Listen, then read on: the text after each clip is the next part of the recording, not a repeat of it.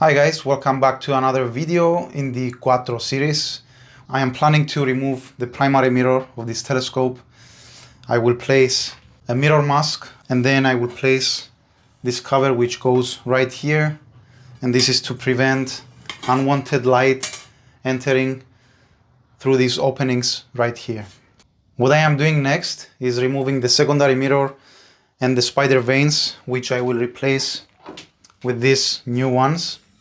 While everything is removed, I will then the telescope.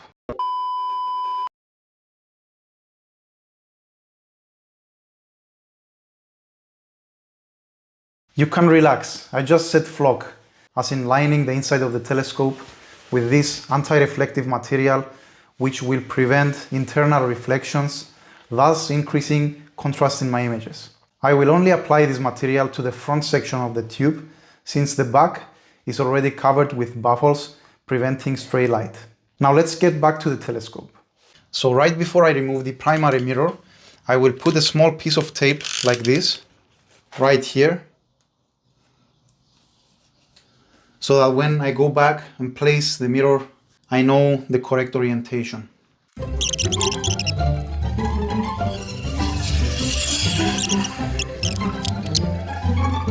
In order to put this mask right here, we need to remove the screws on all of these clips. And as you can see, these clips are kind of loose, like this, and this is how they're supposed to be. Otherwise, the mirror will be deformed and stars in the images will be triangular or square, or they will have a weird shape, and this is called pinched optics.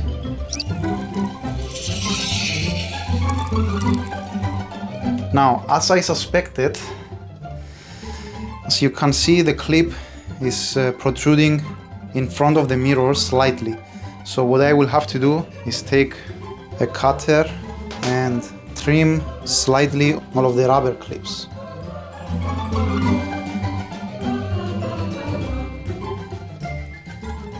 So there you have it. All 6 clips inserted and the primary mirror mask on top. And now stars should be round and perfect.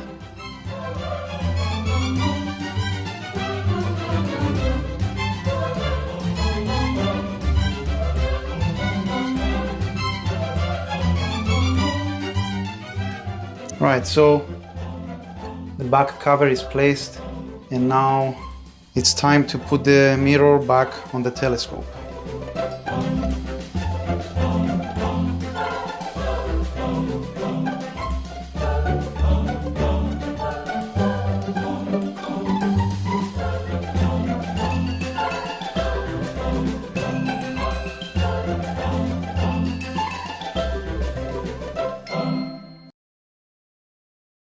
What's next? I will remove everything from the telescope, including the spider vanes and the secondary mirror. But before I remove the focuser, I will use the Ocal electronic collimator to mark its spot on the tube, so that when I go and reinstall the focuser, I know exactly where it goes. I tested it while imaging, and it appears to be square to the tube, so I want to keep it that way.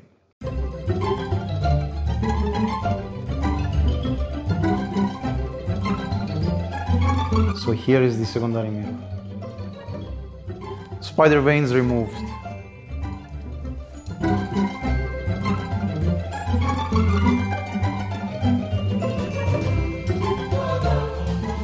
Right, so now that we marked the spot, I will go ahead and remove the focuser as well.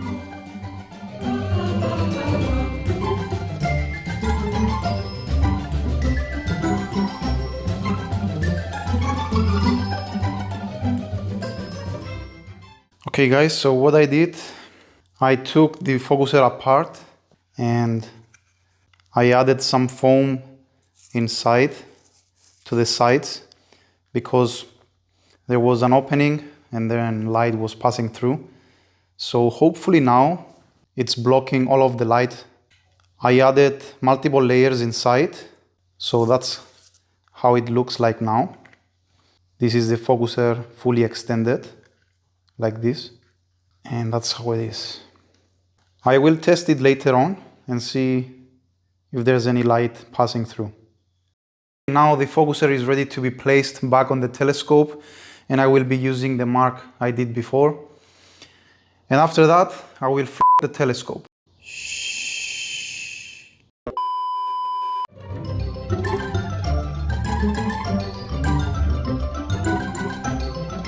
Okay, so now the area right in front of the focuser is flocked, and once again I will make a mark using the electronic collimator, same as I did before, and then I will remove the focuser once again and continue flocking the rest of the telescope.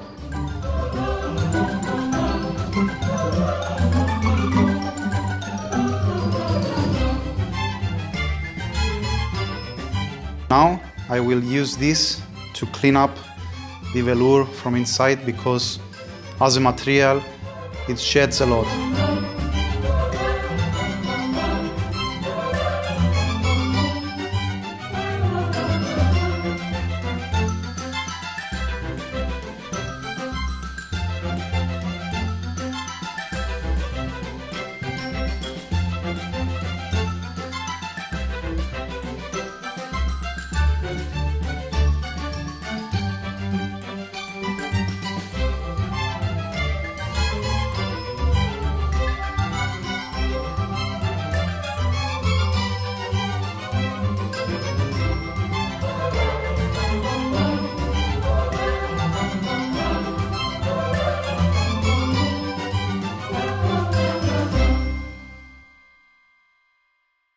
Hey guys, so I am back in the office right now. The telescope is ready and I have been using it for a while now, and I am ready to show you some of the results I have. I will start by saying that I have an ongoing issue with the flat frames. Every flat frame I take with this telescope doesn't appear to work for the broadband images. When I'm using a dual narrowband filter, then the flat frames work perfectly. So this tells me that the problem is probably internal reflections. So I will in the future try to solve this problem. I will probably make another video about it. For now, let's take a look at some of the images. I will go back a few months before I did the modifications to the telescope, and I will show you the needle galaxy right here. And as you can see, this is what I was talking about. The flat frames are overcorrecting and I couldn't get them to work. But what I wanted to show you in this image is this bright star right here. And this is the reason why I wanted to put a mirror mask on the telescope. So the clips holding the mirror in place are causing these weird flares around the star. So now with the mirror mask right here, as you can see, there are no flares around the star. However, this is an image I took a couple of weeks ago. This is the most recent I have for broadband data. And as you can see, the flat frames still don't work. However, in this image, and this is the only image I saw this, if we have a look at the lower side of the image, it appears to be an extra spike on some of the brighter stars. I don't know what could be causing that. If you guys know, please write in the comments.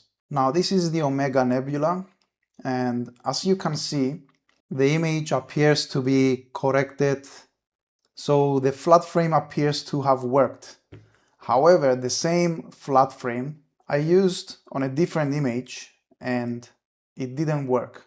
So I don't know, maybe the nebula is hiding all the flaws of the flat frame. So yeah, that's an interesting finding. This is a master flat that I used for the fireworks image. So it appears to be a proper flat, but it doesn't work. Anyway, I also have this around the same time I shot the fireworks galaxy. Right here we have another issue. It appears to be this ring at the center of the image. So again, this is a flat frame issue. Now let's take a look at some dual narrowband filter data. I first tried shooting the Crescent Nebula, and this is the result. I was pleasantly surprised by the soap bubble appearing in the image. When I used the same filter on my older telescope, I could never reveal the soap bubble. So this tells me that this telescope is gathering light faster, especially oxygen data. I don't know, maybe because it's an f4 telescope, there is some bandpass shift and the oxygen data are coming in faster than before. So I decided to probably frame both nebulae. I spent quite a lot of time on this, around 60 hours of data, and I got this image right here. This is a fully processed image. If we zoom in, we can see a lot of detail in the Crescent Nebula. I dedicated a different night to shoot the stars, and these are RGB stars, and this is the result I have. Okay guys, so this is where I will leave you. If any of you have answers to the issues I have, then please let me know in the comments. And as always, thank you for watching, and I will see you in the next one. Clear skies.